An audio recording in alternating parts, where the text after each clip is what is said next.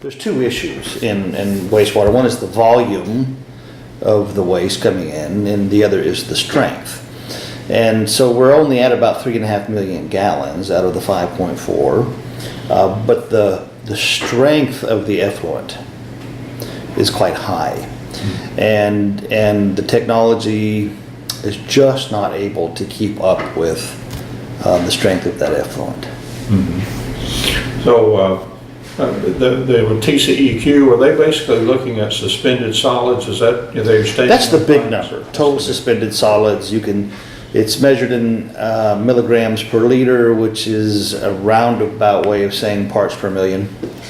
And we have a permit that regulates, 20 or 25 different things that we measure. The big one being total suspended solids. And in the summer months, we have to keep it under 12 milligrams per liter or parts per million. And in the winter months, when we're getting some inflow and infiltration into the system, it can rise as high as 15. And we blew it on TSS 4 months out of the last 12, which put us on their radar. Yeah. And then we also, one of the other things that we measure is ammonia, and we had one instance where we blew that as well. Everything else we're still within parameter, but it's not like 10 years ago when we were out of a total limit of 15 on suspended solids. We were down around 1 or 2. We've been up around 10 or 8, and we breached that number, like I said, 4 times. So we have their attention, and we're going to have to make some pretty wholesale changes, improvements at the plant. Now the filters are helping, but that was more kind of a band-aid kind of thing. Well, I guess you could call it that. The filters are the last step of the process before you chlorinate and then dechlorinate the water. There's several steps along the way, and 2 of those steps interject oxygen into the mix. And that's really important because it's not so much the mechanical equipment that you see out there that's doing the work.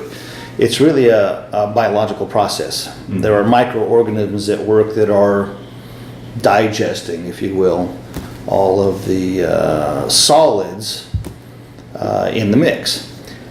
If those die, the plant stops working, despite all the equipment. And they really need oxygen. And they need oxygen to survive. And so, but the living organisms within the mixes that's coming into the plant, they're consuming oxygen as well.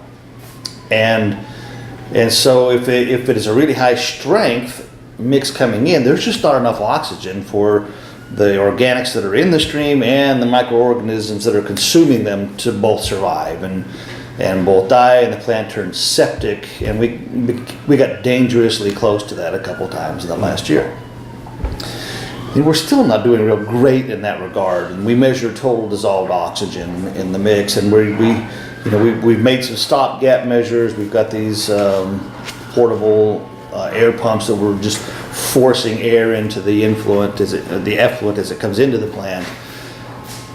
But really, that's a band-aid, and we're keeping just ahead of disaster at the plant. So the big issue is going to be aeration. And then 2 other points in the process, we also have a process called clarification, where everything just kind of settles down.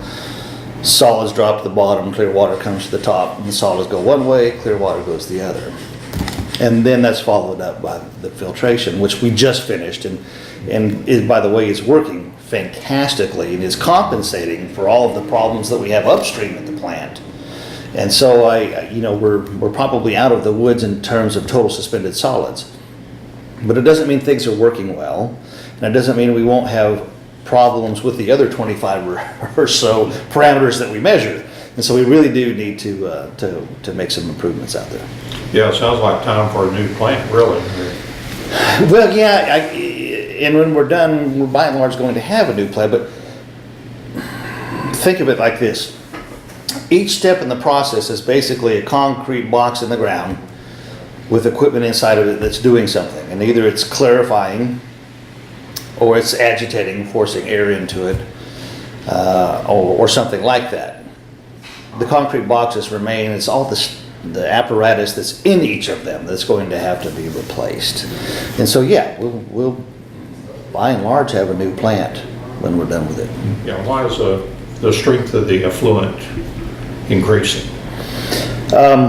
It's not because of population growth, because that has, well, number one, we haven't grown a whole lot, but even if with population growth, the strength of the effluent remains about the same, the volume grows.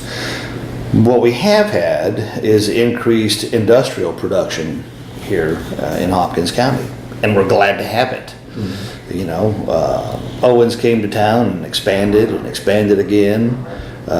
Dean Foods with Morningstar kept expanding, and now Saputo has it, and they're still increasing their production, and that's great. It brings jobs to town, and and we're glad to have those jobs. But there's a flip side to that coin, and this is the flip side. There's more production means more industrial strength effluent, which is quite a bit stronger than your average household effluent. I know they're working with us some, with the city in terms of trying to, do things differently, maybe to help out. Yeah, and they're being very cooperative. It's not that they're doing anything wrong. I mean, all of the industries here are within their permit parameters, but I'm just saying, this is the other side of the coin of industrial growth, and so we have a few industries here that are big enough, produce enough effluent, strong enough effluent that they have their own pre-treatment operations where they separate some of the solids out ahead of time. But still, what comes down the pipe is still quite a bit stronger than residential effluent.